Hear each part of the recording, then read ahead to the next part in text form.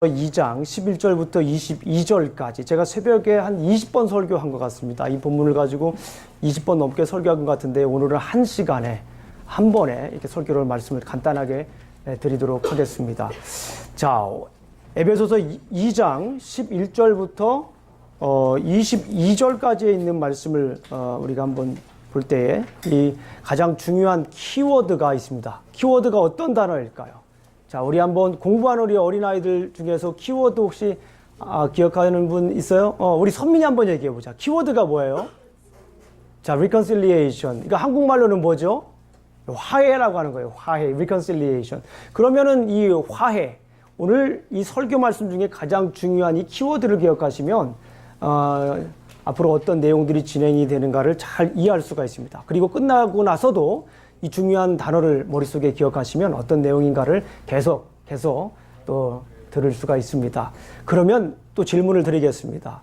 reconciliation, 화해가 뭐예요? 화해가. What does the meaning of reconciliation? 화해가 뭘까요? 화해. 혹시 화해에 대해서 한번 누구 말씀 나눠볼까요? 관계를 회복하는 거. 그렇죠. 관계를 회복하는 것을 화해라고 얘기를 합니다. 그래서 화해라고 하는 것은 갈등과 다툼을 그치고 서로 가지고 있던 나쁜 감정을 푸는 것을 화해다라고 이렇게 말씀을 합니다. 따라해 보겠습니다. 화해. 화해라고 하는 것은 나쁜 감정을 뭐 하는 거예요? 푸는 것을 화해라고 이렇게 얘기를 합니다. 영어로 말하면은 to restore to friendship or harmony. 다시 회복하는 거예요. reconciliation이라고 하는 것은 다시 뭐 한 거예요? 회복하는 거다라고 말씀을 드릴 수가 있어요. 좋지 않던 것이, 멀어져 있던 것이 다시 가깝게 되고 좋지 않던 것들이 다시 좋아지는, 그걸 회복하는 것, 좋아지는 것이라고 이렇게 말씀을 드릴 수가 있습니다. 그러면 우리 성도님들에게 한번 여쭤볼게요. 화해 경험이 있으세요? 화해 경험이 있으신가요? 화해 경험이 뭐 이렇게 여쭤보면 말씀을 하시지 않아도 머릿속에 과거의 이 갈등 문제를 풀고 화해했던 그런 모습들이 하나 둘씩 떠오를 수가 있습니다. 자, 근데 오늘 본문에서 얘기하고자 하는 것은 무엇이냐면, 그렇다면 화해의 수단이 무엇인가? 그럼 우리가 어떻게 화해를 할 수 있을까라고 하는 것을 오늘 본문에서 얘기를 합니다. 뭐 김영준 목사 개인적인 생각이 아니라 오늘 본문에서 얘기하고요. 오늘 성경 말씀 속에서 얘기하고자 하는 것이 어떻게 하면은 화해를 할 수 있을까? 화해의 방법 혹은 화해의 수단을 말씀하고 있습니다. 오늘 말씀을 듣고 나셔서 어떻게 우리가 화해를 할 수 있을까? 내가 왜 화해를 해야 되는가? 내가 화해를 해야 되는 당위성을 알게 된다면 여러분들은 오늘 본문 말씀을 통해서 정확한 메시지를 듣는 것이다라는 생각이 듭니다. 자, 오늘 본문 말씀을 보면 여러분들 뭐 새벽 예배 때 제가 20번 넘게 강의를 했기 때문에 어느 정도 내용의 전반적인 흐름들을 알 수가 있어요. 오늘 본문을 가만히 보게 되면 결국에는 이방인과 유대인에 관한 이야기를 하고 있어요. 자, 화해를 얘기를 하는데 어느 그룹과 어느 그룹이 화해를 했습니까? 이방인과 유대인들이 화해할 수 있는 그 수단에 대해서 오늘 본문을 얘기하고 있는 거예요. 다른 얘기를 하고 있는 게 아니에요. 오늘 본문, 오늘 성경 속에서 얘기하고자 하는 것은 유대인과 이방인이 화해할 수 있는 수단, 어떻게 화해를 했는가, 화해를 할 수밖에 없는 이유에 대해서 설명을 하고 있습니다. 자, 여러분들 이방인이 누굽니까? 이방인들. 여러분들 뭐 알베르트 까미의 그 이방인이라고 하는 책을 혹시 한번 읽어보셨습니까? 뭐 이방인 하면 가장 떠오르는 그 책 중에 하나가 저는 그겁니다. 그러나 이방인 하면 여러분들은 어떤 거예요? 쉽게 말씀을 드리면 성경에서 이방인이다라고 하면은 유대인이 아닌 사람이에요. 그래서 유대인과 이방인에는 뭐가 있었어요? 이 담이 있었습니다. 어떻게 잘 아세요? 앞에 써 있죠. 그림이 있죠. 이 이방인과 유대인에게는 넘지 못할 뭐가 있었어요? 담이 있었습니다. 이 담, 특별히 이 담에는 이런 글귀가 써 있었다라고 합니다. 그 성전에 가게 되면은 성전 이방인의 뜰이 있고 유대인의 그 기억이 있어요. 그래서 이방인의 뜰에서 유대인이 들어갈 수 있는 성전도 그러니까 이방인은 들어갈 수가 없는 거야. 이방인이 거기에 들어가게 되면 거기에 이제 들어오게 되면 죽음을 면치 못할 것이다라고 하는 글귀가 라틴어와 또 헬라어로 써 있었다고 그럽니다. 그러니까 이 한 1.5m의 그 진짜 담이 있었어요. 제가 그냥 담으로 그린 것이 아니라 어떤 상징적인 언어가 아니라 진짜 한 1.5m 정도 이 담이 있었어요. 그래서 이방인이 유대인 지역으로 이렇게 갈 수가 없었어요. 가게 되면 죽게 된다라고. 이거는 뭐 역사적인 사실입니다. 이런 담이 있었어요. 그래서 유대인과 이방인은 하나가 될 수 없는 두 그룹이었어요. 그것도 몇천 년 동안이에요. 대략 한 2천여 년 동안. 2천년 동안. 우리 30몇 년, 그게 아니라 20몇 년, 몇백 년이 아니라 대략 2천여 년 동안 이 담이 있었어요. 그때 진짜 담은 아니었지만 2000년 전에는 그런 영적인 담, 감정적인 담, 이런 담들이 있어서 이방인과 유대인들은 함께 할 수가 없었어요. 자, 그럼 이방인과 유대인에 대해서 성경에서는 뭐라고 있는가 한번 잠깐 얘기를 한번 해보겠습니다. 자, 이방인은 어떤 사람이었냐면은 할례를 받지 않은 사람이었어요. 따라해보겠습니다. 할례를 받지 않은 사람. 서컴시전을 받지 않은 사람이에요. 유대교에서 가장 유대교를 대표 유대교의 이스라엘 백성들의 정체성을 잘 나타내주는 것 중에 하나가 뭐였냐면 할례였습니다. 유대인이 유대인 되게 한 것 중에 겉으로 드러나는 외적 증거 중에 가장 대표적인 건 뭐였습니까? 이 할례였어요. 할례를 받아야만이 뭐가 됐습니까? 유대인이 될 수가 있었어요. 창세기 17장에 보게 되면 난지 며칠 만에 하라고 그래요. 8일 만에. 난지 8일 만에 할례를 받아야 됩니다. 그래서 할례를 받지 않은 사람은 어떻게 했을까요? 할례를 받지 않은 사람은 멸시했어요. 자기네 그 유대인의 그룹에 들어올 수가 없었어요. 그러나 이방인 중에서도 이 할례를 받는 사람들은 또 유대인이 될 수 있는 그런 또 놀라운 그 준거, 기준이 됐던 것이 이 할례입니다. 그런데 여기에서 중요한 건 뭐냐면 이런 이 할례가 그렇게 중요했는데 이제 구약 성경에는 할례를 받지 못하면 완전히 이방인이었어요. 그런데 지금은 성경 에베소서는 구약 시대입니까? 신약 시대입니까? 이 신약 시대예요. 신약 시대에는 누가 오셔서 신약 시대가 시작이 되는 거예요? 예수님이 오셔서 신약 시대가 시작이 되는 거예요. 예수님이 오셔서 이제 예수님께서 하나님의 말씀을 증거하고 특별히 사도 바울께서 이제 전도 여행을 통하면서 대략 한 13년 동안 1차, 2차, 3차, 4차 전도 여행을 돌아다니면서 하나님 말씀, 예수 그리스도의 그 복음을 전파했어요. 예수 그리스도의 죽으심과 예수 그리스도의 뭐를 증거했을까요? 야, 이 수준이 벌써 이렇게 이 복음의 핵심이라고 하는 사도 바울이 하나님의 말씀을 복음 전도했을 때 가장 중요한 것은 뭐냐면 예수 그리스도의 죽으심과 예수 그리스도의 부활이었어요.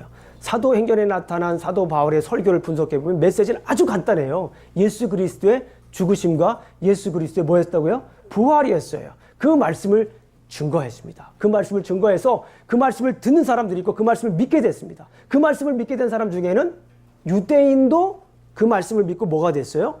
기독교인이 됐어요. 유대인들도 그 말씀을 믿고 기독교인이 됐고 그 다음에 또 누가 기독교인이 됐을까요?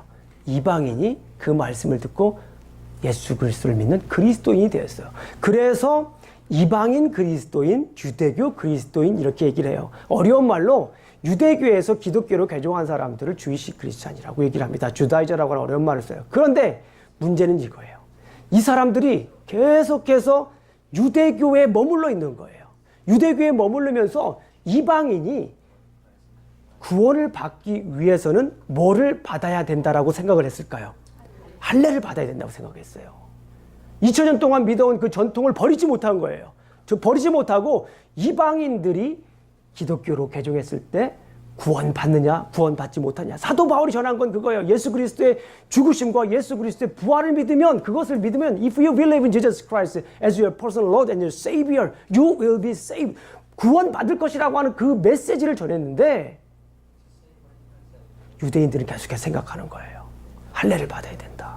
할례를 받아야 된다. 할례를 받지 못하면 그리스도인이 될 수가 없고 할례를 받지 못하면 에베소 교회 성도가 될 수 없다라고 생각을 한 거예요. 그래서 이 유대인들은 여전히 에베소 교회에서 한 교회, 한 성도임에도 불구하고 할례를 받지 않기 때문에 진정한 처치 멤버로, 진정한 교회 멤버로 이렇게 교회의 성도로 생각을 하지 않았어요. 그래서 문제가 생긴 거예요. 두 번째로 뭐라고 생각합니까? 우리 성경을 읽었지만은 시민이 아니다라고 설명을 합니다. 이 시민이 아니다라고 하는 것은 우주말로 말하면 이 신분에 관한 얘기, 지난주 우리가 신분에 관한 얘기를 했잖아요. 그런데 여기에서 이 시민과 관련된 가장 중요한 내용은 뭐냐면 언약과 관련돼 있어요. 언약과. 여러분들, 언약의 가장 중요한 기초가 누구의 언약입니까? 예? 아브라함의 언약이죠. 다시 한번 또 점검을 합니다. 아브라함의 언약은 하나님께서 아브라함을 부르셨어요. 먼저 아브라함이 하나님께 찾아간 게 아니에요. 하나님께서 누가 부르셨다고요? 아브라함을 부른 거예요. 아브라함을 먼저 불렀어요. 먼저 불러서 내가 너에게 복의 근원이 될 것이다. 이렇게 얘기를 했습니다. 그리고 그 복의 세 가지 요소가 뭐였죠? 시작. 수준이 벌써 이렇게. 땅과 씨와 나라에 관한 그 언약을 주었어요. 그래서 이스라엘 백성들의 이 아브라함은 이스라엘의 그 시주지 않습니까? 그래가지고 결국에는 이 이스라엘 백성들에게 준 그 약속, 땅과 씨와 나라에 관한 그 약속을 주었어요.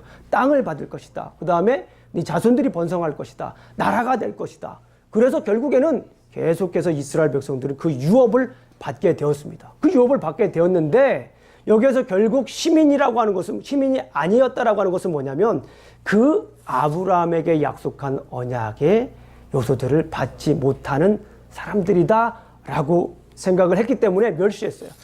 중요한 거예요. 여전히 에베소 교회에서 한 성도예요. 한 에베소 교회를 다니는 거예요. 요즘 말로 말하면은 우리 침례 교회를 다 다니는 건데 저 사람은 할례 받지 않았기 때문에 우리 교회 성도가 아니다. 저 사람은 언약 백성이 아니다. 라고 얘기하는 거예요.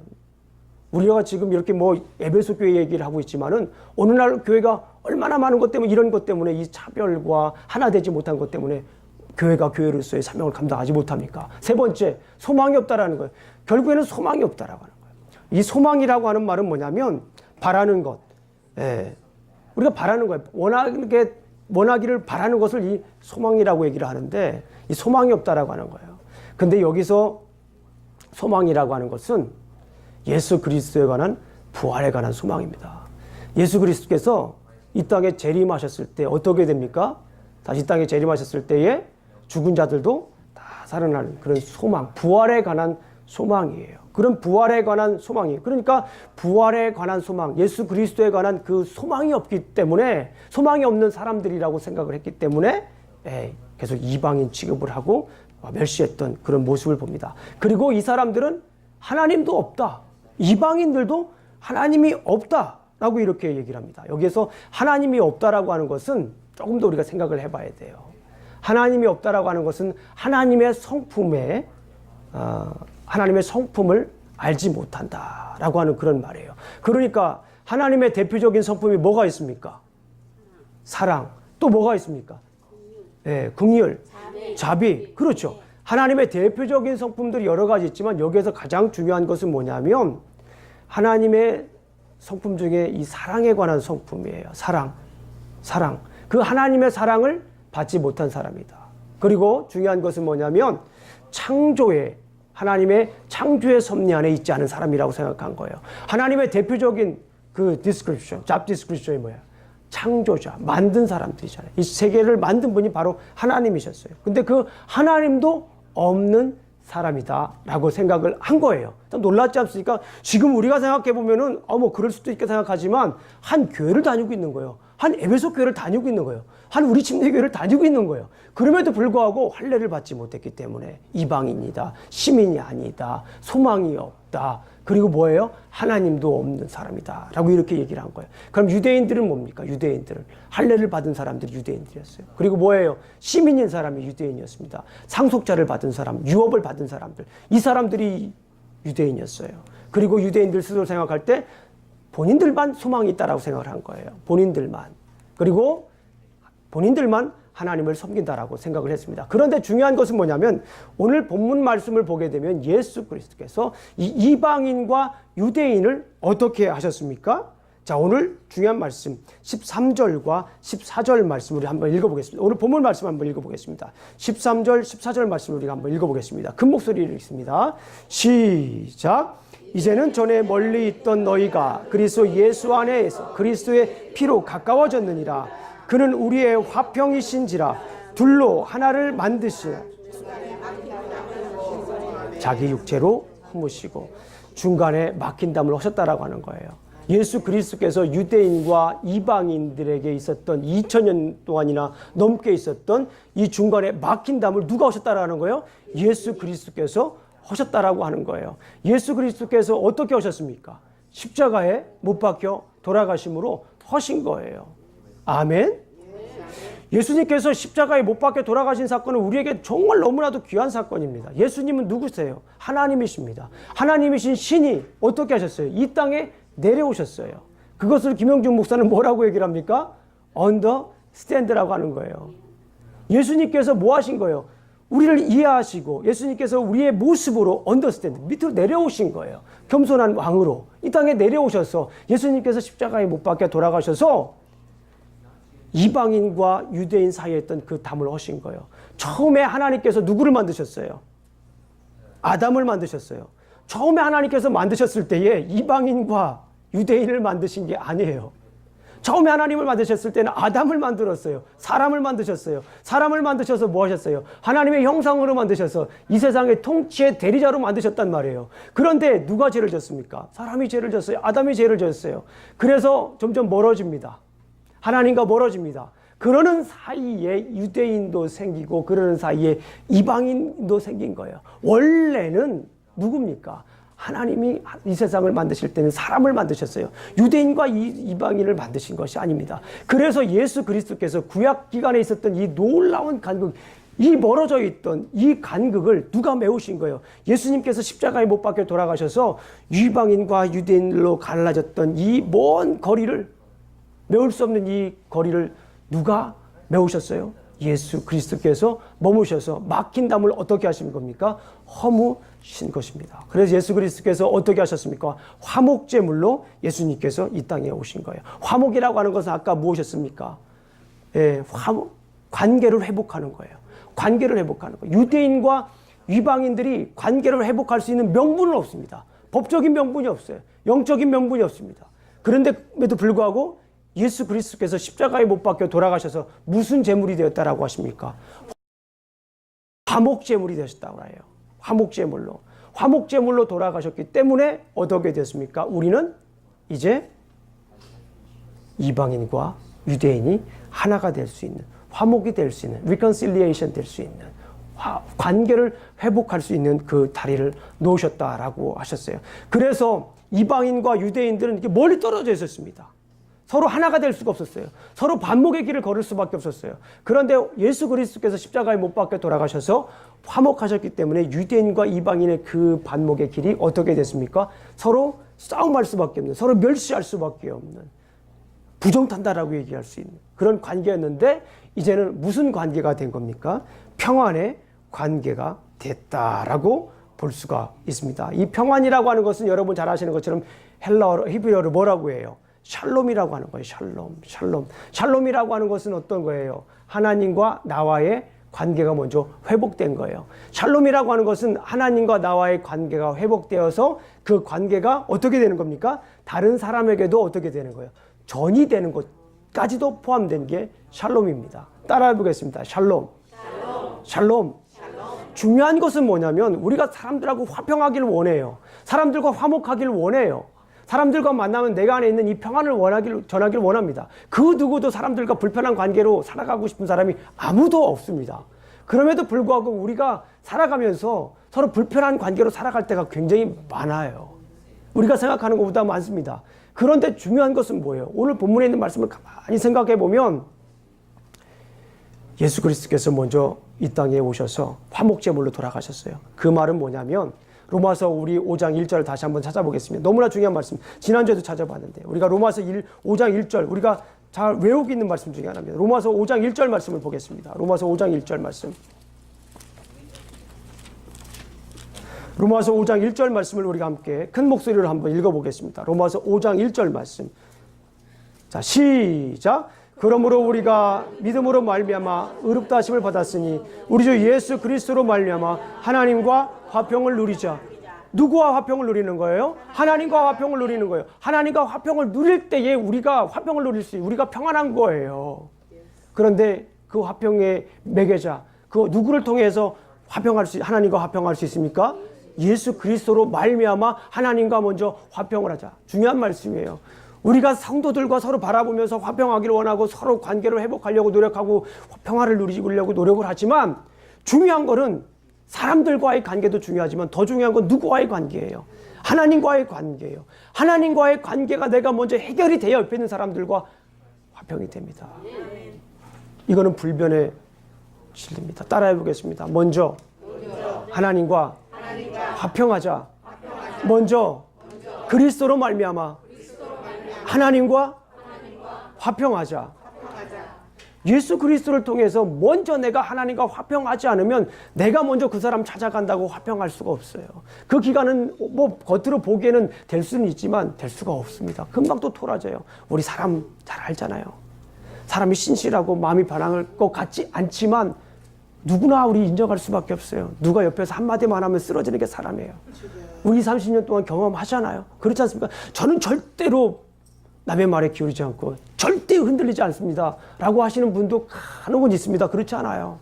이렇게 만나고 보면은 사람들은 누가 뭐 얘기하는 거 한마디만 듣고도 그냥 막 화를 내기도 하고 관계 흐트러지기도 하고 찾아가서 뭐 또 하겠다고 그러고 막 그러는 게 사람이에요. 근데 그게 나쁜 게 아니에요. 원래 사람이 그런 거예요. 원래 사람이 그렇습니다. 그죠? 그런데 중요한 것은 그런 관계가 있을 때 그 사람 찾아가서 화해하는 것도 화평하는 것도 좋아요. 나쁜 거 아닙니다. 좋은 인격입니다. 그런데 더 중요한 것은 성경적으로 우리가 해결하자 이거예요. 성경적으로 해결할 때 뭐 해야 돼요? 먼저 하나님과 화평해야 돼요. 하나님과 관계를 화평하지 않으면 그 관계가 좋은 것 같지만 조금만 더 지나면 그냥 좋은 이상한 얘기 들리고 뭐 소문이죠. 소문만 들어도 솔깃하고 따라가고 거기에 관심 갖고 사람 이상하게 보는 게 사람입니다.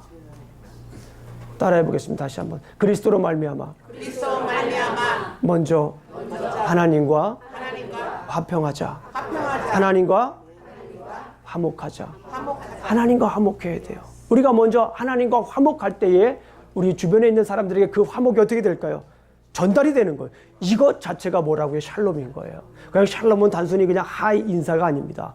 내가 하나님과의 관계 속에서 누리는 그 화평 때문에 하나님과의 관계 속에서 내가 멀어졌던 그 관계가 회복되고 의로운 관계가 다시 회복이 되어서 내 삶이 달라지는 거예요. 누가 뭐라고 해도 내 삶이 그냥 달라지는 거예요. 옆에서 무슨 얘기를 해도 하나님과의 관계가 내가 돈독하니까 하나님과의 관계가 화평하니까 누가 뭐라고 해도 관계가 없는 거예요. 그럴 때에 어떻게 되는 거예요? 내 안에 있는 이 평안이 전달이 되는 겁니다. 그럴 때 그게 진정한 전도가 되는 거예요. 우리 옆에 있는 분들 보겠습니다. 옆에 있는 분들에게 서로 위로하게 해주겠어요. 하나님과 먼저 화평하시기 바랍니다. 네. 네. 그리고서 부부가 같이 있으면은 우리 서로 화평합시다. 예, 중요한 말씀입니다. 하나님과 먼저 우리가 화평을 해야 돼요. 하나님과 화평을 할 때 드디어 그때 우리가 하나가 되는 거예요. 우리가 많은 교회, 뭐 오죽하면 어스틴에 그런 교회가 있잖아요. 하나가 되기로 해서 우리 침대 교회라고 뭐 그런 교회가 있잖아요. 모두 막 하나가 안 되니까 오죽하면은 그냥 하나 그냥 되고 우리라는 거예요. 우리. 그 우리가 되려고 그러면은 뭐 여기 충청도 출신도 있고 71년 전후로 해서 막 뭐 있고 뭐 하여튼 있어요. 여러 가지 하나가 될 수 있는 여러 가지 동기가 있습니다. 그럼에도 불구하고 정말 중요한 것은 뭐냐면 먼저 하나님과 화평해야 돼요. 하나님과 화평할 때에 뭐 학력도 관계가 없는 거죠. 하나님과 화평하게 되면은 학력도 관계가 없고 재정적인 능력도 관계가 없고 하나님과 화평하게 되면 출신 출신 배경도 자라나온 성장 배경도 물론 조금은 중요하지만 하나님과 화평하고 나면은 전혀 문제가 되질 않아요. 전혀 문제가 되질 않습니다. 하나님과 화평하면은 심지어 언어도 문제가 되지 않더라고요. 하나님과 화평하면 언어도 문제가 되질 않아요. 하나님이 주시는 그 평안 때문에 그냥 만나면 샬롬이에요. 예, 샬롬입니다. 하나님이 주신 영적인 언어, 그죠? 예, 영적인 언어로 서로 소통하는 거예요. 그게 바로 영어 아닙니까? 영적인 언어가 영어입니다. 하나님이 주신 그 영어, 영적인 언어가 되면 영어가 안 돼도 영어가 그냥 막 되는 거예요. 왜냐하면 내 안에 기쁨이 있으니까. 여러분들 어디 이렇게 관광 여행을 가게 되면 한번 찬양을 해보세요. 찬양을. 작년에 우리 장인어른 장모님 오셨을 때 그 세도나라는 가서 이렇게 너무 멋있으니까 장인어른께서 우리 찬양을 하자라는 거예요. 그래서 찬양을 거기서 막 화음을 넣어가지고 막 했어요. 그랬더니 거기 어떤 분들이 몇 명씩 모여가지고 아 이거 어느 나라 말이냐고. 코리언이라고. 근데 자기도 그 찬양을 안 돼요. 그러면 너무 은혜 받았다고. 그러니까 우리도 은혜 받았다고. 그러니까 사실은 하나님의 그 세계는 beyond language. 언어를 초월한 그 영역입니다. 그래서 우리가 내 안에 평안이 있으면 이 평안도 뭐예요? 언어예요. 내 안에는 영적인 언어. 그게 뭐예요? 영어예요. 그래서 우리가 영어를 못한다고 걱정하지 마세요. 하나님과 이 소통하게 되면, 하나님과 화평하게 되면 뭐가 돼요? 영어는 자연적으로 되는 겁니다. 하나님께서 뚫어줘요, 그렇게. 아멘? 중요한 것은 뭐냐면 하나님과 화평해야 돼요. 먼저 좀 우리가 사람들하고 화평하려고 노력하는 것도 정말 중요하고 성경에 그렇게 써 있잖아요. 그런데 정말 중요한 것은 내가 먼저 하나님과 화평해야 돼요. 하나님과 화평한 누구 때문에? 예수 그리스도 때문에. 예수 그리스도께서 친히 보여주셨어요. 우리가 하나님과 화평하라고 그러니까 우리가 너무 막연해요. 왜냐면 하나님은 보이지 않는 거예요. 유대인들에게도 그렇고 이방인들에도 그렇고. 그러니까 오죽하면 하나님께서 그 은혜로 말미암아 누구를 보내셨어요? 예수 그리스도를 사람들이 볼 수 있는, 눈으로 직접 볼 수 있는 신을 이 땅에 인간의 모습으로 보내주신 거예요. 그래서 우리가 그 예수 그리스도께서 십자가에 못 박혀 돌아가셨는데 그게 이스라엘 백성들을 보게 되면 5가지 중요한 제사가 있어요. 무슨 제사가 있어요? 번제, 소제, 화목제, 속건제, 속죄제. 이게 레위기서에 나오는 거 아니에요. 그 화목제. 이 예배를 드림으로 이제 하나님과 멀리 떨어져 있던 이 관계가 회복되는 거예요. 예배를 통해서. 그런데 예수 그리스도께서 이 땅에 오셔서 십자가에 못 박혀 돌아가심으로 친히 무슨 제물이 되셨어요? 화목제물이 되신 거예요. 화목제물이 되어서 그 멀어졌던, 소원했던 그 관계가 다시 뭐가 되는 거예요? 회복되는 거예요. 그것이 회복돼야 돼요. 그것이 회복될 때 우리가 뭐가 될 수 있어요? 하나가 될 수 있어요. 그것이 회복될 때 우리가 뭐가 될 수 있어요? 참된 우리가 될 수 있는 거예요. 참된 뭐가 될 수 있다고요? 우리가 될 수 있어요. 참된 뭐가 될 수 있다고요? 우리 교회가 되는 거예요. 그럴 때 참된 교회가 되는 거예요. 예배소 교회 당시에는 뭐 유대인과 이방인의 큰 간극 때문에 서로 치고받고 싸웠지만은 요즘에는 그거 가지고 신분 가지고 싸우는 게 아니라 눈에 보이는 거, 큰 거 가지고 우리가 갈등이 있을 수가 있습니다. 그런데 그 갈등을 해결할 수 있는 가장 중요한 것은 그 사람과 먼저 갈등을 해결하기 전에 예수 그리스도를 생각하면서 우리가 하나님과 먼저 우리가 뭐 해야 됩니까? 화목을 해야 돼요. 하나님과 화평을 해야 돼요. 하나님과 화평하게 되면 60억 대 1로 화평한 거예요. 누구를 만나도 60억 대 1, 누구를 만나도 당당한 거예요. 그리스도 안에서. 하나님과 화평하면 뭐 가지고 있는 거 조금 못 가지고 있는데 뭐 하나님과 화평한데 뭐까지가 그게 문제가 돼요. 그래 안 그래요? 솔직히 우리 말해도 그래 안 그래요? 그럴 때는 아멘 하는 거예요. 그래 안 그래요? 아멘. 하나님과 먼저 관계를, 내가 만약에 부부 관계가 좀 안 좋아요. 그러면 그 세상적인 카운셀링에서는 서로 사람에 관해서 연구를 하라고 그래요. 그렇잖아요? 남자, 뭐, 그래서 화성에서 온 남자, 금성에서 온 여자, 뭐, 존 그레이, 뭐, 굉장히 좋은 책, 저도 그걸 여러 번 읽었어요, 저도. 근데 그것도 굉장히 좋은 방법이에요. 그런데 중요한 것은 뭐냐면 하나님과 먼저 화목을 해야 돼요. 부부관계에도 좀 뭐 문제가 있어요. 그러면 이거는 부부관계의 문제라기보다는 하나님과 나와의 관계가 문제야. 하나님과 나와의 관계를 먼저 해결하게 되면 그 관계가 자동적으로 풀려요. 그런 일들을 삶 속에서 계속해서 간증하고 고백하실 주님의 이름으로 축원합니다. 먼저 하나님과 화목하셔야 돼요. 자, 그렇게 되면 우리가 어떻게 됩니까?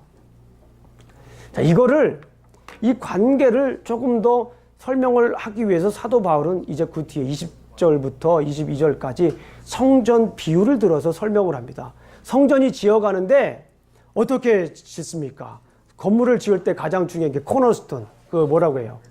머릿돌이라고 하죠. 머릿돌을 중심으로 해가지고 각 잡고, 그죠? 예, 우리 참고로 죄송합니다만 우리 현아 아버님이 건축계에 계십니다. 예, 그래서 뭐 잘 아시죠. 뭐 그래서 건물 보시면서 건물 다 이렇게 이렇게 저렇게 저렇게 다 아시더라고요. 예. 어쨌거나 중요한 것은 이 건물을 지으면서 머릿돌 중심으로 해가지고 이렇게 하나 세워가는 거예요. 그런데 어떤 건물이 나는 조금 더 도드라지고 싶어서 기둥을 짓는데 똑같이 지어야 되는데 내 기둥 조금 길게 해주세요라고 할 수 있어요? 기둥 길게 하면 어떻게 돼요? 기울어지는 게 아니라 자빠집니다. 무너져요. 네. 그런 것처럼 하나하나 이렇게 다 건물을 하나하나 지어져 가는 모습으로 이렇게 표현하는 거예요. 그래서 21절 보게 되면 22절부터 보게 되면 너희는 사도들과 선지자들의 터 위에서 세우심을 입은 자라 그리스도 예수의 친히 모퉁이 돌이 되셨느니라. 그 안에서 건물마다 서로 연결하여 주 안에서 성전이 되어가고. 그러니까 우리가 하나가 되어서 뭐가 되어야 된다는 거예요? 성전으로 지어져 간다는 거예요. 우리가 하나가 되어서 성전으로 지어져 가는 거예요. 이거 얼마나 감동적인 스토리입니까? 예. 우리는 고린도전서 3장 16절의 말씀을 보게 되면 우리는 뭐라고 그래요? 우리는 그리스도의 성전이라. 성전으로 우리가 하나님의 성전이라는 거예요. 우리가 성전. 그래서 하나하나 이렇게 연합하고 상합하여서 그리스도 안에서 함께 지어져 가는 거예요. 하나가 되는 것. 이 하나가 되는 그 모습을 건축물로 이렇게 비유를 한 거예요. 하나가 되어서 아름다운 건축물로 이렇게 되는 것입니다. 자, 오늘 말씀을 보게 되면 결국에는 유대인과 그리스도인이 하나가 될 수 있는 그 화해의 수단은 누구였습니까? 예수 그리스도. 어떻게 잘하셨어요? 예수 그리스도. 예수 그리스도. 자, 요약합니다. 바울은 이방인과 유대인이 그리스도 안에서 하나됨을 선포했습니다. 사도 바울이 이방인과 그리스도, 유대인들. 이거는 가장 극단적인 예를 들은 거예요. 가장 실제적으로 일어났던 사실이지만 가장 물과 기름과 같이 섞일 수 없는 그 두 그룹이에요. 서로 적대시, 그것도 몇천 년 동안, 2000년 동안 같이 옆에 섞이면 돼. 그런데 그 두 그룹을 하나님께서는 견디다 못해 그 두 그룹을 어디에다가 이렇게 모아놓으셨어요? 교회에다 모아놓으시고 뭐가 되기를 원하시는 거예요? 하나가 되기를 원하시는 거예요. 건물만 교회가 아니라는 거예요. 건물만 교회가 아니라 그 안에 누가 교회라고 하는 거예요? believers, 성도들이 교회라고 하는 거예요. 건물도 중요하지만 성도들은 훨씬 중요해요. 건물은 사실은 없어도 돼요. 더 중요한 거는 성도들이에요. 성도들이 얼마나 무엇으로 지어가는 거예요? 성도들이 성전이 되어가는 거예요. 건물도 구조물도 건물이지만 성전 자체가 뭐예요? 사람이라는 거예요. Believers Church, 신자의 교회라고 하는 거예요. 우리가 이 성도님들 한 분 한 분이 뭐라는 거예요? 성도, 교회라고 하는 거예요. 그런데 어떤 교회는 크고 어떤 교회는 어떤 교회는 멋있는 교회 있고 어떤 교회는 시시껄렁한 교회, 그런 교회가 있습니까? 다 주님 안에서는 주님이 똑같은 교회입니다. 그런 얘기를 오늘 하기 위해서 이 성전의 비유를 얘기를 한 거예요. 자, 그래서 메시지는 이것입니다. 그리스도인들은 그리스도 안에서 하나이다. 아멘. 우리는 그리스도 안에서 하나입니다. 아멘. 누구 때문에 그렇습니까? 예수 그리스도 때문에 그런 거예요. 예수 그리스도 때문에 우리가 하나가 돼야 돼요. 한 마음을 품어야 되고 서로 다른 생각을 가지고 또 이렇게 멀어질 수도 있지만 그럼에도 불구하고 내가 먼저 그리스도 이름으로 하나가 돼야 되는 거예요. 살다 보면 내가 줘받고 싶은 사람도 많이 있어요. 그리고 심지어 교회에서 보니까 뒤통수도 쳐다보기 싫은 사람들이 있대요. 얘기를 들어보니까. 진짜 그래요. 목사님, 저는요, 그 집사님 뒤통수도 보기 싫어가지고 얘기를 안 했어요. 그래서 제가 뭐라고 그랬을까요? 잘하셨다고 그랬어요, 제가. 물론 그러고 나서 저 얘기를 했죠. 말씀을 나눴는데, 그런 상황도 충분히 있을 수가 있어요. 근데 세상 단체 같으면 까짓것 안 보면 돼요, 우리가. 그렇잖아요? 안 보면 돼요. 그러나 주님이 원하시는 그게 아니에요. 하나하나 함께 연합하여 상합하고 하나가 되기를 원하시는 게 주님이라고요. 그러니까 그럼에도 불구하고 그러고 싶을 때 예수님을 생각하면, 화해의 근본이신 예수님을 생각하면 내가 먼저 뭐 내밀 수 있다고요? 따라해 보겠습니다. 예수님을 생각하면서 손 내밀자. 믿음이 별로 안 가요, 제가. 다시 한번 큰 목소리로 예수님을 생각하면서 내가 먼저 손 내밀자.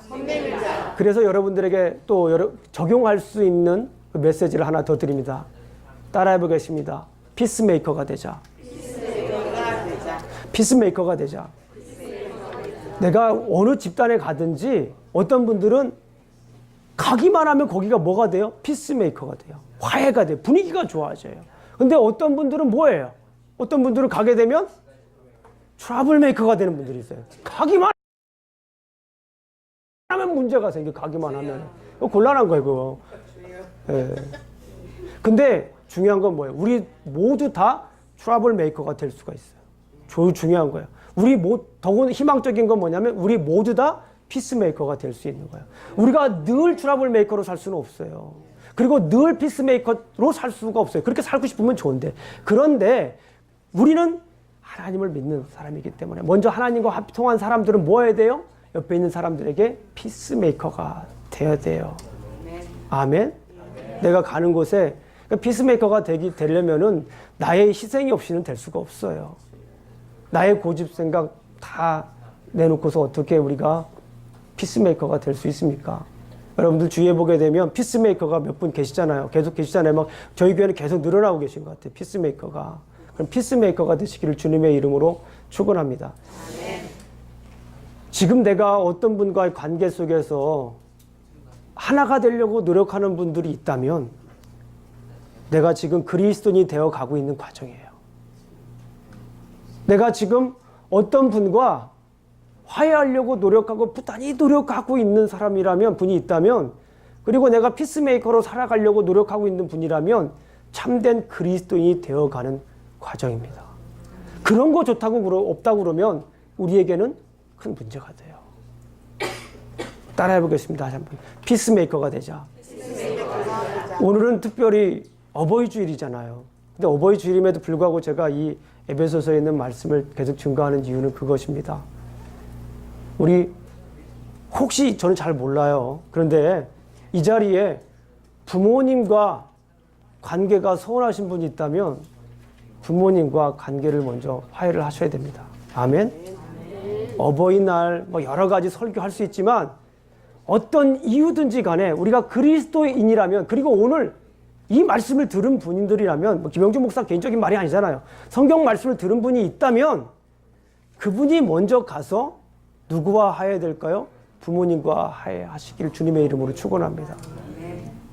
부모님과 화해하지 못하면 우리가 온전한 삶을 살 수가 없어요.